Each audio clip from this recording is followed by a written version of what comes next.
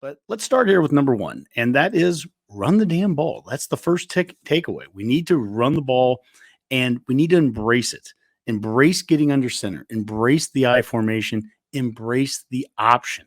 That's something that we sent out there last week or yesterday on Twitter was that we need to embrace that we're an option team right now.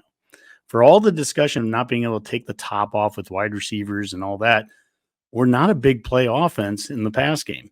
And we're not a huge play offense just running right up the gut no matter what, under center or not. I mean, we can be consistent, but where the big plays have tended to come from have come from the option. And that can open up so many other things because between play action, which has been our most successful passing so far, but imagine having an option pass game too that can come out of this.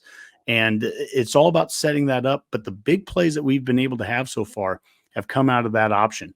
And that's part of running the damn ball. Now, there's a little bit of a narrative I started to see yesterday on social media that was starting to be that we run the ball to the right, that our left side of the line is the weak side, so we're not running it to the left side very much. And I at least want to show a few plays here that maybe counter that. And it starts with the first touchdown of the game to Billy Kemp, this little jet sweep motion. They hand the ball off to him. He goes from right to left, gets around the left side, and outside there he has both tight ends, Fedoni lead blocking there, and then downfield is Borkacher, number 87. And Kemp gets outside, is able to cut it up pretty much untouched, goes for 9 yards, and it's a touchdown. On this play out of the shotgun here, they pull the right guard, and they pull 87 Borkacher as well. The right guard kicks out the DN there. Borkacher cuts up, and then from the outside in, from the left to right, we have a receiver crack blocking in there. Grant cut blocks off of that, goes for about 8 yards. Successful run.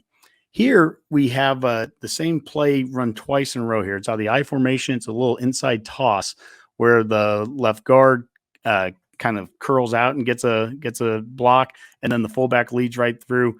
And Grant doesn't have a bunch of stutter steps. He just follows the fullback right through the hole, goes for 8 or 14 yards up the gut. And then they do this play again here. And this is the one that ends up getting called back. It would have been a touchdown, a 70-some yard touchdown run.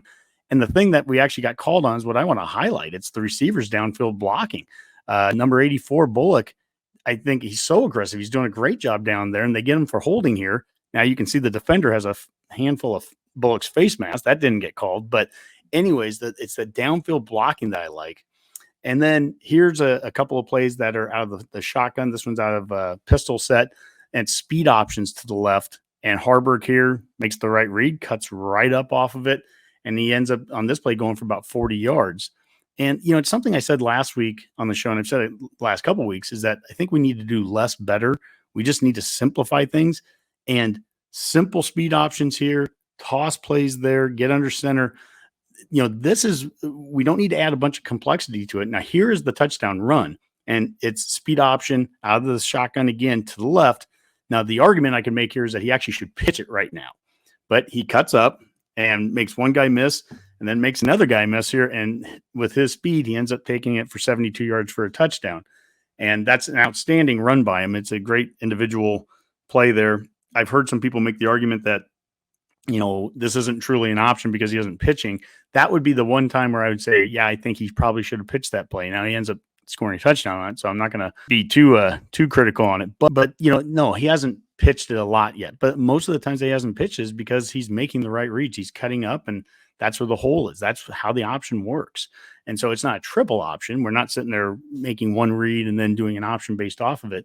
But I mean, between keeping or pitching, your first option is always to keep it. If you don't have to pitch, don't pitch. And I think Harburg, for the most part, has done a pretty good job of that. Speaking of options, now let's go to the right side. And actually, in this case, it's the weak side. And for those who aren't familiar there, weak side versus strong side. Weak side is the side opposite the tight end. So the tight end is the strong side. In this case, the strong side is to the left. And we're lining up in the I formation 2 times here, 2 of these plays. And we're doing a weak side option to the right. The right guard in this case here pulls around, and he just can't quite get to number 6, defender number 6. If he could get number 6 here, the fullback who's lead blocking would be able to get up to number 2, lead on him, and Harburg isn't touched for probably another 5 yards. But even as is, he ends up getting, 5-6 yards there. Let's watch it again. Right guard pulls around. If the right guard could get number 6, that would allow the fullback to get downfield, get to number 2 there. I mean, that's how close we are on a play like that. We're just a step away, and number 2 isn't making that tackle right now. He should have a fullback on him. Now, the next one here, the right guard pulls around and does a good job of sealing.